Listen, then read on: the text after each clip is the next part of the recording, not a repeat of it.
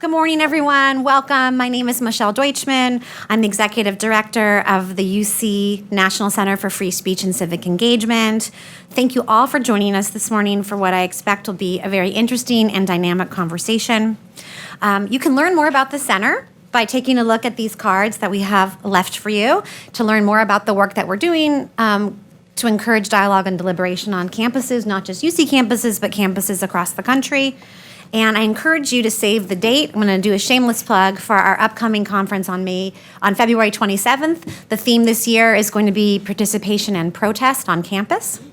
I'm also really excited just to share with you, we have this incredible class of 11 fellows, one of whom is sitting right here, the amazing Lara Schwartz from Americans. I wanted to point her out.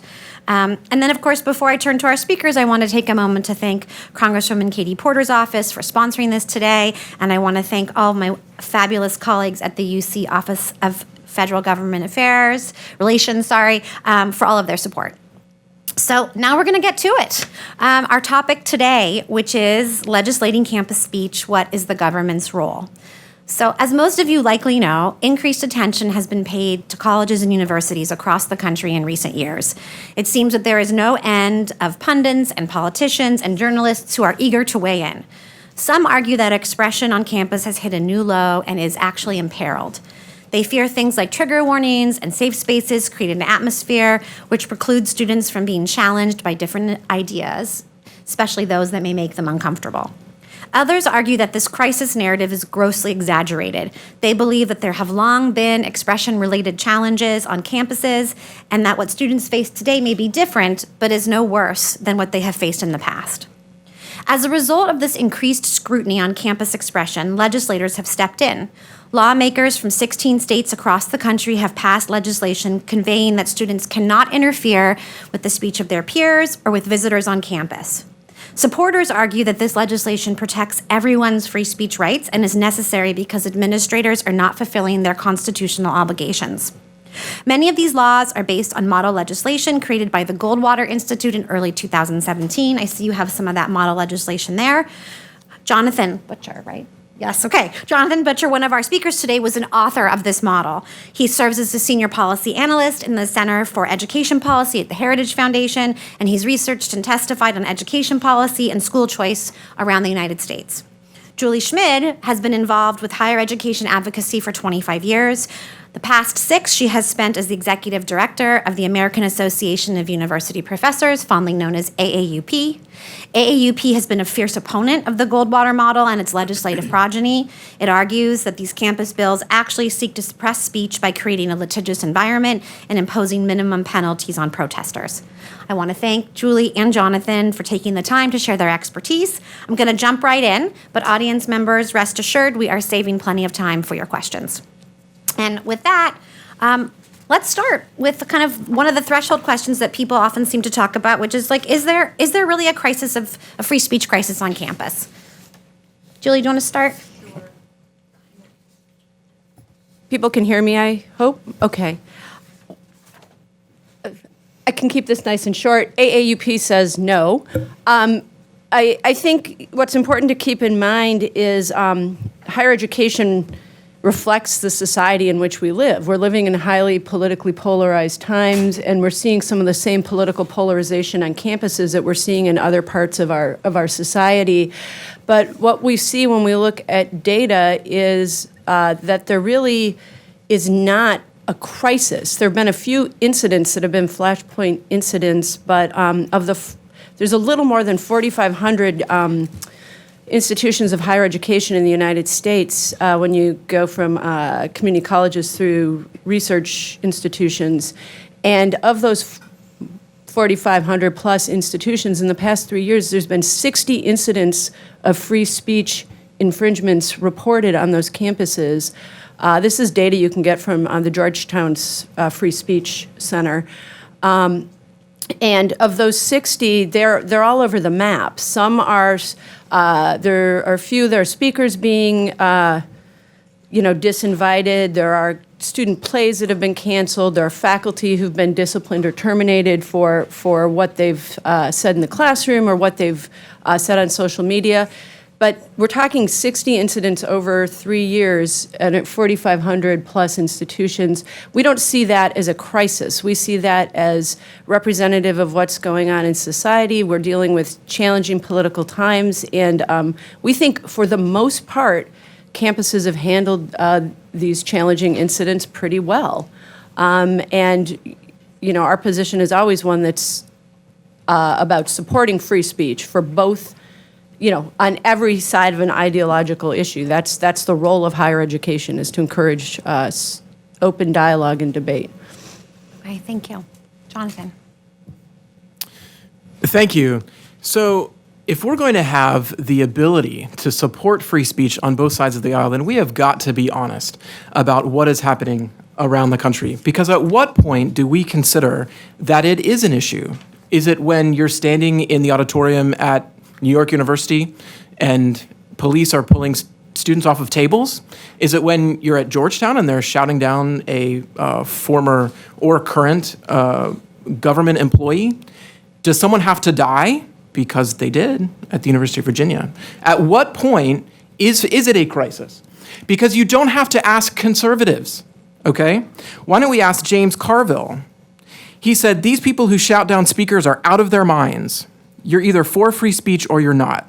Once you decide I'm going to let this person speak but shout down this person, you're in a place where you don't want to be. I think this is a dangerous thing that you're starting to see in the progressive movement.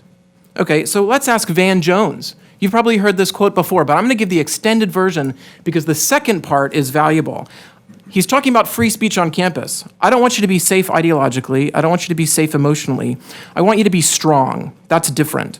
I'm not going to pave the jungle for you. Put on some boots and learn how to deal with adversity. I'm not going to take all the weights out of the gym. That's the whole point of the gym. This is the gym. But here's what he says after that. You can't live on a campus where people say stuff you don't like. He's saying this rhetorically. And these people can't fire you. They can't arrest you. They can't beat you up. They can't just say stuff you don't like. And you get to say stuff back, and this you cannot bear. This is ridiculous BS, liberals. That's what he said. How about Cornel West in his statement with Robbie George? All of us should be willing, even eager to engage with anyone who is prepared to do business in the currency of truth-seeking discourse by offering reasons, marshaling evidence, and making arguments. Not enough? How about Bernie Sanders? I think people have a right to speak, Sanders said, and you have a right, if you are on a college campus, not to attend. You have a right to ask hard questions about the speaker if you disagree with him or her. But what? Why should we be afraid of somebody coming onto a campus or any place else and speaking? You have a right to protest, but I don't quite understand why anyone thinks it's a good idea to deny somebody else the right to express his or her point of view. Okay, so I think I've made my point. It's not an issue for the right or the left. This is an issue for everyone. It is a crisis because we don't want to have to wait for something awful to happen again. If you're a parent sending your child to school, do you want to send them to a place where they say, hey, mom and dad, I got arrested? Or do you want them to say, I set up a counter protest and I drew in students and observers from the other room and we were able to beat them with our ideas? We put our ideas up against them and we persuaded them. That's what we did. Okay, thank you. Did you want to respond, or? Oh, I need to keep this on. Okay, definitely. So we're starting off with a disagreement about this, and I think this is one of those threshold questions. In terms of where we are and what is happening on campuses. Do you want to have a moment to respond before we move on to actual talking about legislation and whether that is a solution? Sure. I think you can leave it on. There we go. I don't think there's a disagreement around some of what Jonathan's saying. I mean, AAUP has long taken the position that the role of higher education in a democratic society is to help educate people to be citizens that can function in the scrum of democracy. And part of what that includes is the ability to debate ideas, to work through hard and difficult issues, and to have to hear things you don't always agree with, and to have your thinking challenged. I think there's no disagreement there. I think we both share a similar understanding of the, what some people call a marketplace of ideas and the role of higher education in that. I think the question is really one of, is there a crisis that needs to be legislated? And, what are some of the challenges with the model legislation? But I just have to say, from AAUP's point of view, we're absolutely in agreement about free speech and the role of higher education in encouraging that and encouraging debate, disagreement, dialogue, and also encouraging it in a respectful manner. And we've been saying that since 1915, and in fact, our 1992 statement on free speech codes is very clear about our position on that. Yeah, I mean, I think what we're going to end up really talking about today as we get into the weeds of it is that if we're going to have any kind of speech issues on campus, what are the best ways to respond? And I think the key question now is to talk about legislation. And as one of the authors of Goldwater's model legislation that has been adopted or laws like it, could you just kind of maybe summarize what the proposal really tried to address and why you think legislation is necessary as opposed to going through the university itself? Well, so the examples that we have seen from, down the list, right? Oregon's president being shouted down, Duke's president being shouted down, to the recent shout downs from UPenn, Georgetown that just happened recently. You can go back to Middlebury if you want to, Evergreen. The ability of the administrators to let students know that they can safely listen and be heard is inconsistent at best, and at worst, grossly kind of overboard on the side of not instituting any sort of either consequences or even warnings to students that if they shout someone else down or even violent, that is not the behavior that is appropriate either on a college campus or off.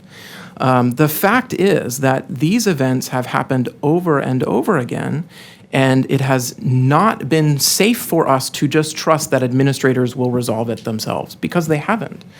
So the boards of trustees, by and large, of state university systems answer to state legislators. That's where, by and large, their policies, that's where they will get their directions from. And so as the lawmakers for their state, they need to set the standard of what is acceptable and what isn't acceptable for both sides to be heard. So what is in the model, even before we get to, I think, some of the things that AAUP has objected to before, the primary function of an institution of higher education is the discovery, improvement, transmission, and dissemination of knowledge. A statement, the schools should adopt a statement that it is not the proper role of an institution to shield individuals for speech protected by the First Amendment. Students and faculty have the freedom to discuss any problem that presents itself. Any person lawfully present on campus may protest or demonstrate there. The public areas of campus in a public institution are traditional public forums open on the same terms to any speaker. This is the bedrock. This is where we began in that model, and this is what we built, everything that followed on top of that idea, particularly number 4. Any person lawfully present on a public college campus has the right to protest or demonstrate there. And it should not be interfered with. Anyone that interferes with that is violating not just a deeply held belief in the importance of free speech on campus, but the dignity of those who are trying to listen and be heard on both sides of that debate. So, I mean, you have, had a campaign and been fierce opponents of this, one state, one resistance of this legislation. And I'd love to hear from you why you think that this may say, I know you guys have stated, undermines the autonomy of the university, and why you still trust in the ability of the university administrators and officials to take care of issues as they arise. So we have more information about our position on this legislation on our One Faculty, One Resistance website, including just a statement from our Government Relations Committee from 2018 and talking about the bill or the model legislation. Our big concerns with the legislation are three-fourfold. One is that, I think there's just a fundamental disagreement between Jonathan and myself about how much of a crisis there is on campuses. We do not I go back to the data. The data don't show it. And what we're really looking at is what we see more are successful examples of where universities have navigated these really tricky terrains and allowed, encouraged free speech, supported free speech, encouraged protest, and dealt fairly with students and others who have come on campus and, disrupted in a way that's, like Jonathan's talking about, people getting on tables or shouting down speakers. We do not, we believe speakers have the right to speak. We also believe speakers have the right to be questioned and to have their ideas challenged. I guess one of our big concerns with the legislation is it's being talked about as really protecting free speech for all, but when you read what has been published about it by the Goldwater Institution, they're very clear that this is about what they see as sort of righting a problem with balance as far as what's being heard. I mean, they talk about this, really being about conservative speakers not being allowed on campuses, so that's a concern for us. It doesn't seem to address some of the issues that we're hearing other free speech challenges on campus, such as the recording of professors in the classroom without their approval, or professor watch lists, which are seen as tools of intimidation and by some. So those are a few of the issues. I think we also see that it's a piece of legislation that, and I'm not sure this was intentional, but it has the impact of suppressing speech. And I think there's two ways it has that potential. And one is it creates a litigious environment around these free speech issues where campuses can get sued by individuals whose free speech they believe, individuals who believe their free speech has been impinged upon. And it also imposes punishments or penalties on protesters, especially student protesters. We think some of the punishments are a little harsh, like the expulsion of somebody, of a student after,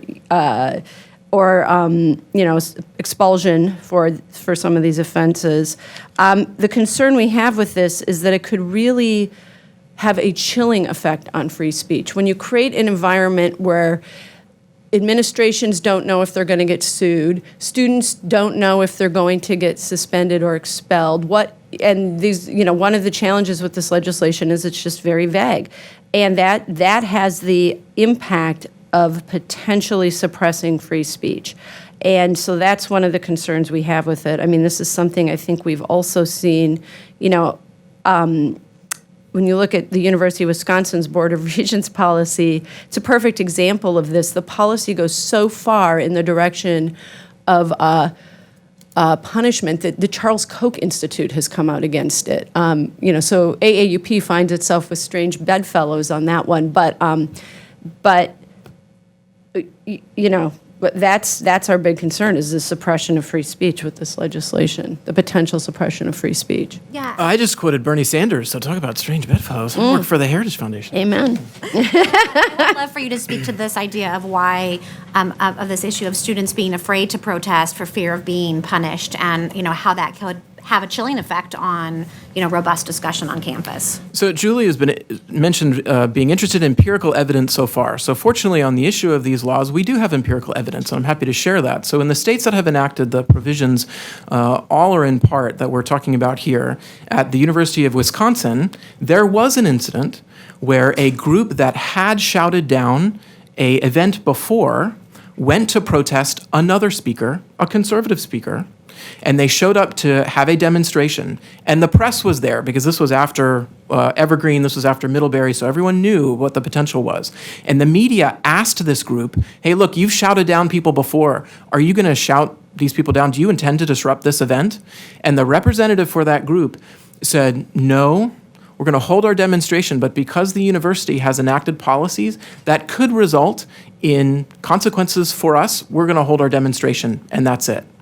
And that is what we are trying to create. That is, in fact, a perfect example, because the group held their protest and their demonstration, they got to speak their mind, and the group that held the event inside the building and their invited speaker, she got to speak as well. And when the media wrote about this incident, They wrote about the protesters. They didn't write about the speaker who was invited. So the group that wanted their demonstration to be had, they were the ones that got the attention. I talked to a student at the University of Wisconsin after that event, and so he's a student at UW, and he told me, and I thought I wrote his quote down, but may have to summarize. He said, in effect, it's not a complicated policy. He told me, if you go in and you disrupt an event, you're violating someone's ability to speak. If you don't, you're not. And that was a student from the University of Wisconsin. This is not suppressing speech. It's not chilling speech. This is providing a fair ground, a fair landscape, a fair playing field for everyone to have their voices heard. And that's what happened at this example at the University of Wisconsin. I'm going to have just a quick follow-up, because one of my questions, and this comes from actually working at UCI on our free speech working group, where we actually have rewritten the kind of disruption guidance, which is, how do students and others on campus understand what is and what is not a disruption in terms of being able to know where that line is so that they can make choices, because the legislation doesn't really speak to that. So I don't know if you have thoughts on how that gets delineated. It doesn't speak to how students are to know. Yeah. Well, the legislation includes a provision that would put a session on free speech in freshman orientation. Okay. So it is absolutely essential that this be held from the day a student walks on campus. They understand that the pursuit of knowledge and the pursuit of truth is vital to their experience at the university. Now, for how it is implemented after that, much of the provisions in this model or in any of these ideas that we're talking about are handed to the Board of Governors for a school, who then hand it down to the administrators. So it is the responsibility now, and was before, that the administrators make it clear to the students what constitutes free speech, what is free expression, and what constitutes a violation of that. So this is something that should be handled by professors. It should be handled by administrators. Do you want to comment before I ask you a little bit about academic freedom? Sure, I'll still come back to, I think in most cases, and UC is a good example of this, institutions do a good job of developing policies internally and working through it in a collegial and a model that includes all members of the campus and community, administrators, faculty, and students. And I think, I still just come back to the few incidents that Jonathan wants to focus on do not speak to a crisis problem. They speak to a few incidents, and by and large, most institutions have internal policies. They have abilities to enforce those policies, and the concern we have is when the legislation itself proscribing that for the institutions. Yeah, I think certainly one thing everyone can probably agree on is the need for education, whether it's in freshman orientation, before students get to college, right, or during college, about civic literacy and the values of free speech and all of those things. And I think across the board, I would say, that's one of the things the center is working to do, which is to enhance and elevate that education so that people understand what their rights are, and that free speech doesn't mean that you get to shout someone down. I'd like to just turn a little bit to academic freedom. Sure. And, if you could talk a little bit about how you think either what the impact has been or will be of this legislation on sort of academic freedom. Sure. So I think it's important first to draw a distinction between free speech and academic freedom, because they're related, but they're not the same thing. Obviously, I don't need to explain to everybody in this room what free speech is, but free speech is, a right that we all have, right? It's a civil liberty, and it's a right to be free of government imposition on our ideas and our discourse, and so that's free speech. Everybody has free speech. Academic freedom is a little bit different. Academic freedom really adheres to academic freedom comes out of professional expertise in discipline and expertise in how to teach and disseminate knowledge and research, right? So academic freedom really adheres to faculty, and the Supreme Court has made some arguments about academic freedom, institutional academic freedom, also adhering to higher ed institutions. AAUP doesn't always agree with that, but that's okay. So for us, they're really two different areas, and they they can overlap, but they're not the same thing. The concern, I think, we don't really see campus free speech legislation as interfering in academic freedom or attempting to do that. We do think it's attempting to interfere in the autonomy of the institution, which is a little different from academic freedom. I think one of the concerns with the bill, though, goes back to this issue of vagueness, right? And, I think clarity, and this is one of the reasons we really prefer institutions to work and develop policies that make sense for the institutions themselves, is when there's vagueness, what we're seeing is that it creates a lot of questions, both among students but also faculty, about what is and isn't acceptable discourse or activity on campus. But the bill itself really, academic freedom we see as a completely separate area. Okay, thank you for making that distinction. I think it's key. Jonathan? Well, I think legally and practically, they are separate in the sense that any university has the ability to maintain order in a classroom. So inside a classroom building and inside classrooms, it is the university's responsibility to maintain order. So that's why it is specifically said in this model and in the other ideas that it is the public areas of a public college campus that when we are discussing the protection of free speech and violations and shoutdowns, et cetera. So the way I've talked about it since being at Heritage is if you are a student or a professor and you wish to take a position on a public policy issue of the day and the university has taken an institutional position, students and faculty should be allowed to write an editorial, speak out, demonstrate, et cetera, all within the confines of not violating someone else's free speech rights, and they should not face reprimand from the university for taking a position, even if the university's position is separate. So students and faculty should be allowed to speak out irrespective of what the institutional position is. Okay, well, we've been spending some time talking about state legislation, but of course here we are in the national capital, and so I want to ask both of you about your thoughts on what you see as the role of the federal legislative branch in terms of tackling free speech issues on college campuses, and you guys can decide who goes first. When we talked about this earlier, we found ourselves in another area of agreement. AAUP does not support federal legislation in the area of regulating free speech on campuses, nor do we support the executive order on campus free speech. We, again, we think it's a problem, a solution in search of a problem.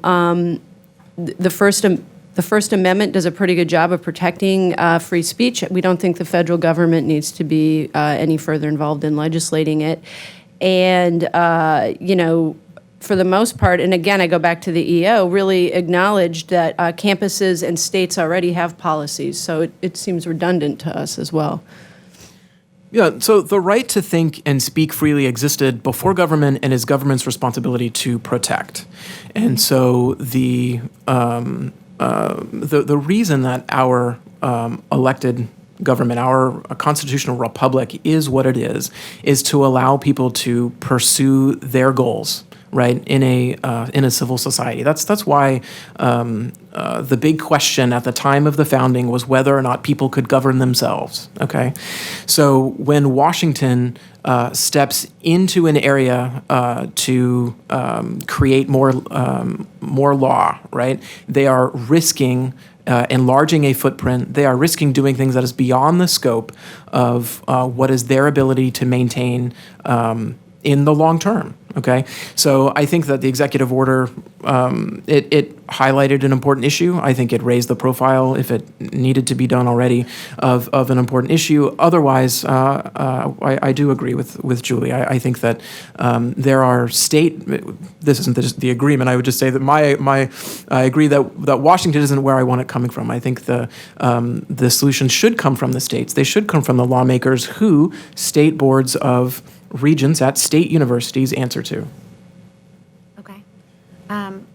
Going back to the state legislation, you gave that interesting example from Wisconsin about how they decided not to engage in certain kinds of protest. In general, how do you anticipate measuring success of this legislation, if at all? So I would say that in the 2019 Knight Foundation survey, 3% of students said it's okay to use violence to stop a speaker all the time. 14% it's okay sometimes. 6% said shout downs are always okay. 45% said it's sometimes okay. 68% of college students say their campus climate precludes students from expressing their true opinions because their classmates might find them offensive. When those numbers change, I think that is a measure of success, right? We are trying to create an environment where anyone can speak their mind and have their voice be heard, and as well listen to what is being said. We want people to be able to protest and demonstrate and express themselves, and that needs to be done right up to the point where they violate the free expression of others. No, I think that's interesting. I think, again, I can't speak for Julie, but I think we'd all like to see those numbers change. I think one of the difficulties is how do we then determine what the causation is for that change, because there's so many people coming at this issue from so many different perspectives. I think it's hard to talk about campus speech without talking about hate speech, and obviously that isn't in the legislation, but I think that regardless of whether or not legislation is in place, I think hate speech is an issue that needs to be responded to, and I guess as experts kind of on these issues, I'm curious to know how you think universities should respond in the face of speech that targets particular groups based on identity. I mean, we see it happening all the time. Just, yesterday at Syracuse, I mean, they've had 2 weeks worth of, racist screeds coming on phones. They've canceled all of their, interfraternal activities. And so, apart from legislation, how do you think that universities, whether it's students, professors, administrators, should respond, especially as we're in this polarized climate and we're heading into another election cycle? Sure, I'll go first. I think it's important to draw a distinction between speech and behavior or action. And I mean, for AAUP, that's really, we take a maximalist view on free speech. We believe that students and faculty, for that matter, have in public spaces have the right to express an opinion, no matter how odious we may find it or how inappropriate. The difference from our point of view is really when you start talking about actions, the defacement of property, direct threats to individuals. That's the kind of thing where we believe an institution needs to step in and really regulate it. Now, that's separate from being able to condemn speech. And just as individuals have the right to espouse whatever idea they're going to, or position they're going to espouse, faculty, administrators, boards of regents have the right to condemn it if they find it, to be something hurtful or not in keeping with the educational mission of the institution. So I think, there really is this balancing act where it's absolutely fine for an administration to speak out against behaviors that they find inappropriate. Then I think you can also look, I just want to kind of go back to something you brought up, Michelle, about teaching and modeling civic engagement, because I do think also in the classroom sometimes difficult topics come up, things are said that are hurtful to individuals in the class, and I think part of what the faculty member does when they're teaching the class is to help the class work through those difficult conversations in a manner that is respectful and that really engages the individuals in the class. Like that's the ideal, right? That's what we want to see. And this to me, this is how you deal with these kinds of issues when they come up. So I think certainly when it comes to threats or violence or defacing property, those so for starters, those odious ideas are. No one should be satisfied that for those things to happen. I do not think that universities should handle breaking the law, right? I think that police and local authorities should be involved in the prosecution of that. Yeah. Yep. So I think that that's critical. I would say that. An interesting recent idea came from the book by Cronman, The Assault on American Excellence, right? And he makes an interesting point, especially near the end of his book, where he says, look, erect a new statue, don't tear down the existing one, right? Or put up a new plaque next to the plaque that's there already. If you, again, and this isn't my quote, I mean, you've heard this before, if you deny the past, forget the past, erase the past, you are likely to repeat the mistakes of the past.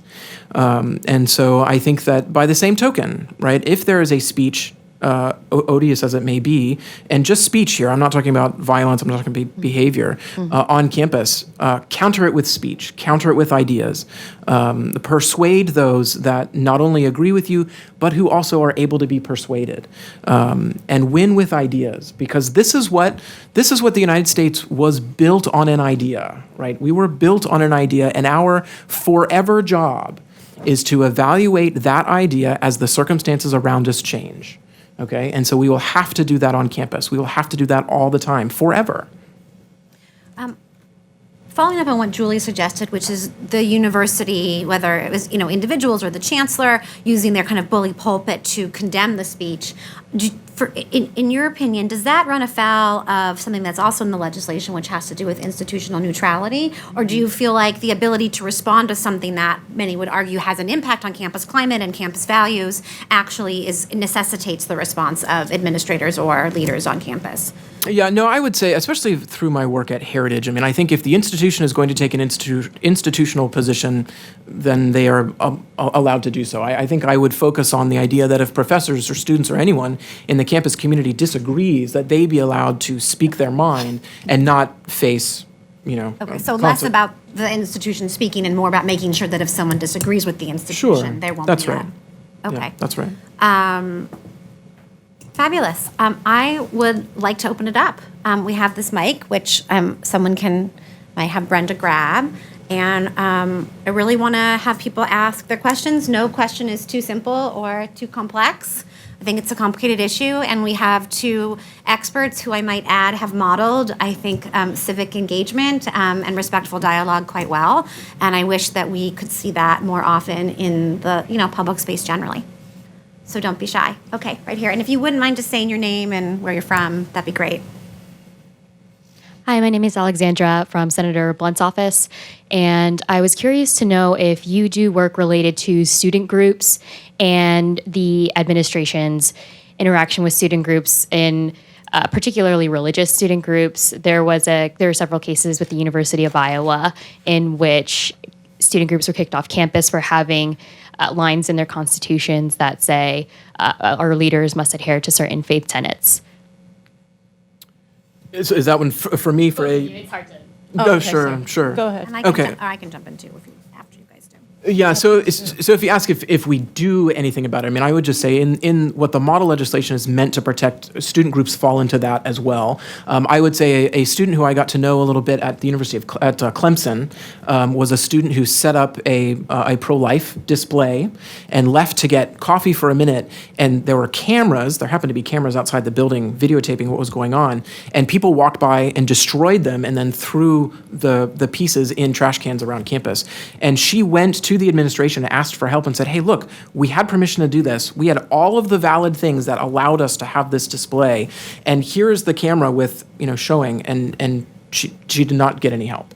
So when I brought that to state lawmakers in South Carolina, it was a persuasive, I think, ultimately persuasive story of what's going on. So I would say yes. I mean, I think the protection of student groups as well is a part of everything that we're trying to accomplish here.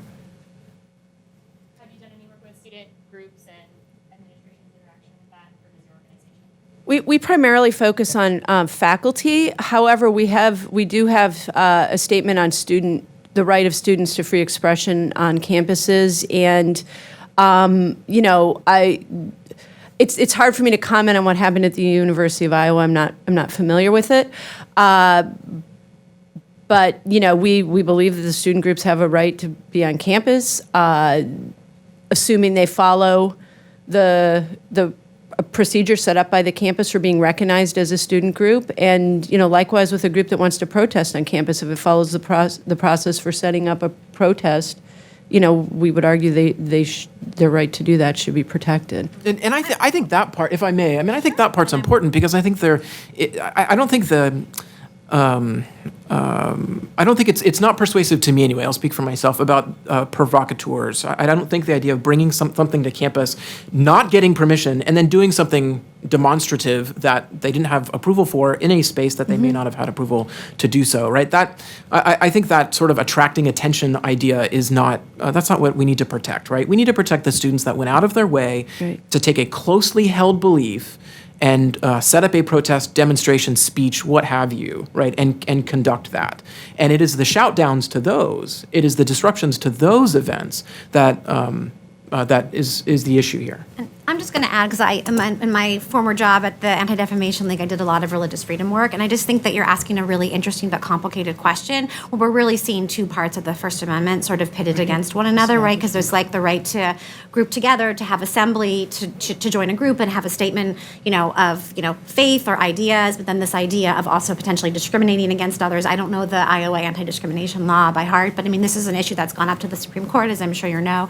But I think it still comes up, and I think it's one of the really, I sound really policy wonky, but one of the really interesting tensions between, there's 5 things that are protected within the First Amendment, and sometimes they come up against one another. Right. And, then we have to figure out as a society, what to do. I mean, I happen to personally think that the CLS decision by the Supreme Court was the right decision in that case, but I think there are probably plenty of people who think otherwise. Other questions? Right here.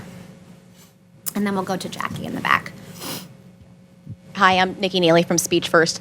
I'm curious what your thoughts are on bias response teams. These are programs that have proliferated over the past 5, 6, 7 years. And while, for the most part, reports that are made through bias response programs, campus climate response programs on campuses are against other students, I have seen, just looking through logs at different programs, university professors are often reported, sometimes for speech or ideas that are taught in class, which seems to me to be, a challenge to academic freedom. And I just wondering if you guys have written about that or explored that at all.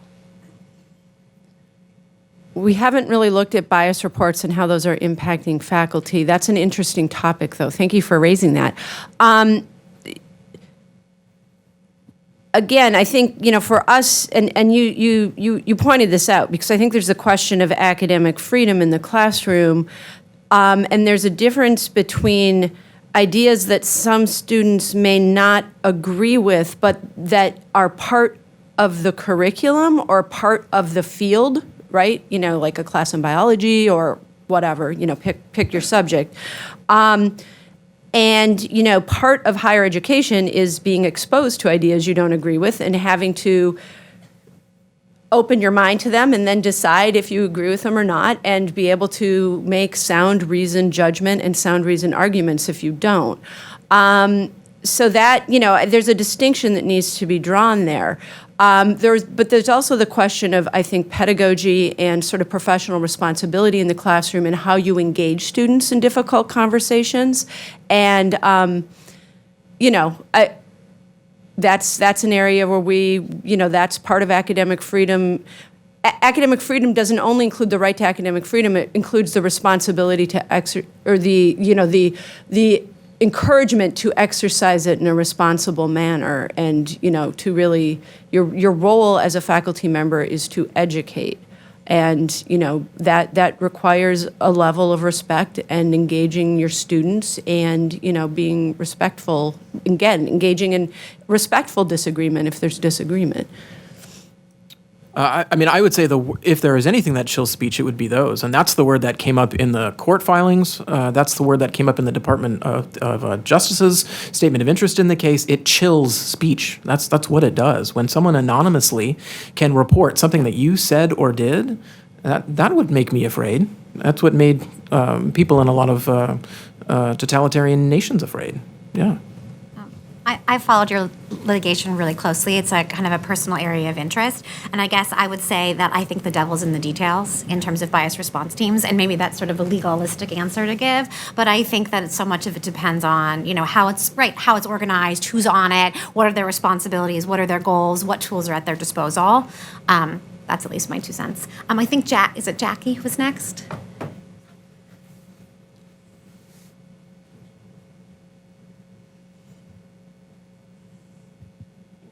I'll stand up since I'm kind of in the back and I'm short, I'm Jackie Pfeffer-Merrill from the Bipartisan Policy Center, and I want to thank our panelists for this engaging conversation and very civil. And I want to start by strongly agreeing with Mr. Butcher that there really is a crisis of free expression on college campuses, and strongly agree with Dr. Schmid that that colleges and universities are really the best true stewards of freedom of expression, and that there isn't a legislation that can capture the differences and the particular characteristics of each different campus community. So I want to ask Dr. Schmid, when one hears, the numbers, like when I hear and have read in the Gallup Night survey that 68% of students say, not that they themselves necessarily feel that they can't speak, but they think that 68% think that some of their peers can't speak up for fear of disapproval. To me, that sounds like 100% of students aren't having the experience they should have. The chilling behavior of some bias response teams, the use of speech codes on college campuses, the concerns about limiting expression to certain kinds of places on college campuses, the incidents with tabling at Transylvania University and many other places. Mm-hmm. Parents, alumni donors, students, and many people in the general public think that there's a problem, and it creates a partisan character to our conversations about higher education when 59% in the last Pew survey about institutions, 59% of Republicans and Republican-leaning independents said that higher education institutions have a negative effect on the way things are going in this country, and that leads to situations like Alaska, where a Republican legislature slashes the budget. So I would love to challenge you and call on you as somebody who is a leader in this space when so many of the important constituents of higher education think that there's a crisis, and there's so many pieces of information to say we've got this, to me seems inadequate, and it seems risky to me, to the institutions of higher education that are just so essential to our country and our future. Are you asking me to respond to that? I wasn't sure if that was a question. I'm sorry. I thought it was a statement. No, I think that if I'm interpreting, I think the question just kind of goes back to this idea of whether it really is adequate for universities to take care of their own business when there's so many people, even on the outside, alumni and donors and others who really feel like the problem is boiling over and sort of out of control. And don't we risk the legislation that I agree with you isn't effective for what we most want for our colleges and universities? I'm still sort of struggling with what the question is there. I still come back to, listen, yeah, you can look at the Pew data, you can look at the Knight data, you can look at the general social survey. There's clearly, there's been a trend line in this country over the past 10 years where people have, especially people under the age of 30, have been more willing to say they would be willing to regulate free speech, right? Whether they really mean that or not is, I think, a different question. I'm not a social scientist, so I can't really, comment on how the methodology of some of those surveys or anything, but part of what going to college is about is learning how to engage in civil discourse and civil dialogue. I think that really is part of what is modeled, right? Not just in the classroom, but in the larger kind of public square of the institution. When you're talking about speakers coming to campus, or you're talking about groups demonstrating on campus. And I understand that there's this public perception that is not, those rights are not being protected, but the surveys you're citing measure perception. They don't measure what's actually happening on the campuses, and I think that's part of what we struggle with. And, AAUP has been very clear that we support the right to free speech, we support the right to protest, and we support the right of the institution to come up with the best way to regulate that. We haven't seen problems with it. We just haven't. So.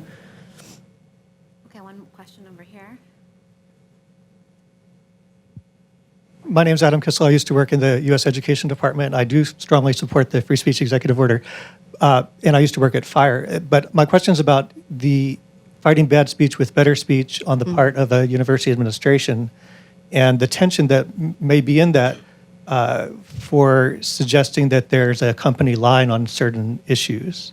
So back when everybody was divesting from South Africa, the University of Chicago said, we're not going to do that because we're the home of critics, but we are not ourselves the critic. We don't want to tell the faculty that if you want to rise up in the ranks, you're going to be looked at differently because you don't have the right views that we have here as the university. So I'm wondering how you're navigating the academic freedom side for letting everybody at the university have the ideas they want versus the university saying, well, actually there is a right answer. We're dedicated to truth and the search for truth, but we already know it on this issue.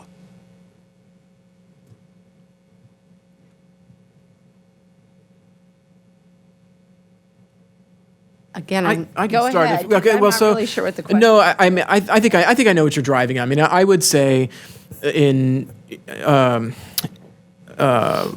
talking through with attorneys at Heritage about how we were going to discuss this issue of what to do on universities that have taken positions or decide to take positions, I think ultimately the conclusion was drawn that they may do it regardless. And so while we may disagree with the ability of them to do so and also the position that they may have taken, I think the way to confront those situations is the same way that we would want to confront the situations of free expression in general. And so, express something contrary, even if it's expressing disagreement, that they should have taken one in the first place. So, I think there is something legally there that I think some experts have landed on that felt like, look, they may just do this anyway, and so we may just have to express our disagreement with both their ability to do so as well as the position that they took. And so long as, at least on campus, there are no consequences taken on the students for doing so, then that's what they're trying to preserve. Yeah, and I think if I understand, like I said, I'm not sure I completely understood what the question was, but the students on a campus have the right to protest a campus's, policies, right? Or the Board of Regents' decision to invest in certain things. Faculty also have the right to comment on it. And in fact, part of academic freedom is the ability to comment on institutional matters without fear of retribution. So faculty absolutely have the right to come out, to use your example of the University of Chicago, and I was there at that time. I was there from 86 to 90. But to use the example of, faculty and students saying, we want you to divest, and the board saying, nah. The board has the right to make that decision. You countered their ideas with better ideas, and you protest, and you try to change their minds. That's how this works. And sometimes you win, and sometimes you don't. And I think in some campuses, that was a successful strategy. On that particular campus, it wasn't.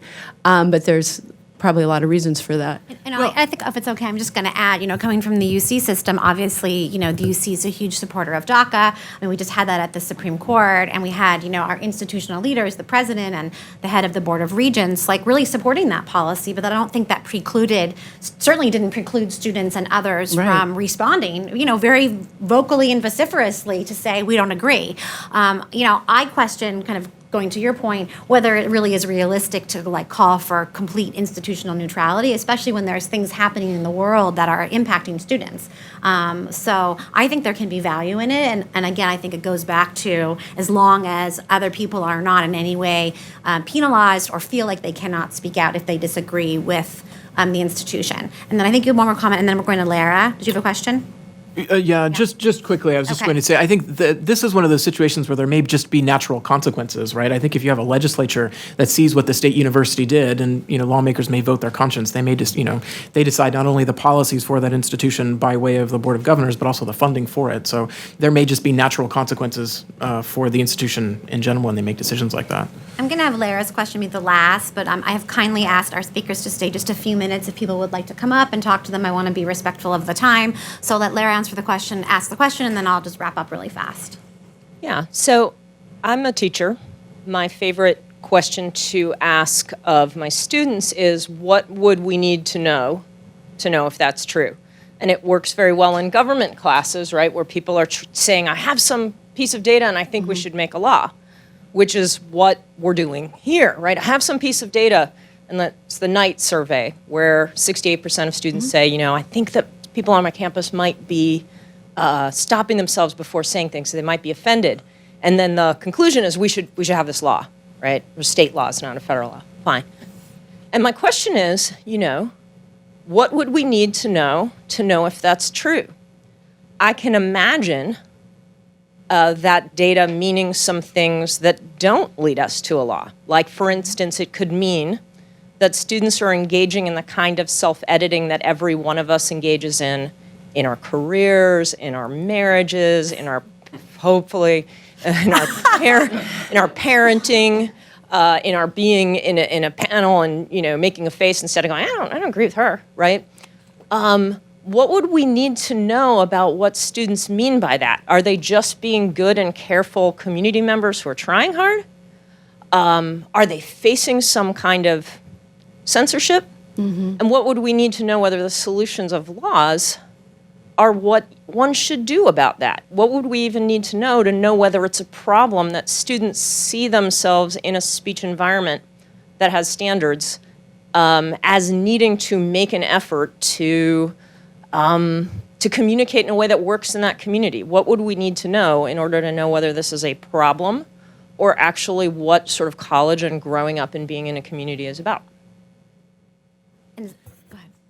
So I would say that the ideas that we came up with were not just based on survey data. In fact, I'm not even sure we mentioned the survey in the original paper. So laws are not just based on empirical data. Sometimes it's because other laws were broken. And so that's what these ideas came from. The laws were broken. Students and professors, free and invited speakers, free speech rights in a public forum were violated. So that's what the idea is based on. Julie, do you have anything else? Okay. I just want to say thank you to everyone for taking the time to come this morning. I want to thank our panelists again. I want to encourage you to visit the center website and to see what our National Fellows Program is doing, to see what our Voice Grants are doing. I want to take a minute. One of our other amazing fellows who's here in DC, Rebecca McKinnon, she snuck in. She's over there. You can just wave. Lara focuses on civil discourse. Rebecca is an amazing internet guru. Please know that our Fellows Program is open to anybody. You don't have to be affiliated with UC. And we're looking forward to hopefully seeing a lot of you in February. One of our panels at the upcoming conference is going to be about protest and disruption. We actually have the chief of police from the University of Wisconsin, which is sort of in the thick of it, campus council. We have someone from University of Nevada, Reno. We have a student. So I think it's really important to take these difficult issues and talk about them. That's the only way that we can learn from each other and listen to each other. So thank you so much, and we hope to see you soon.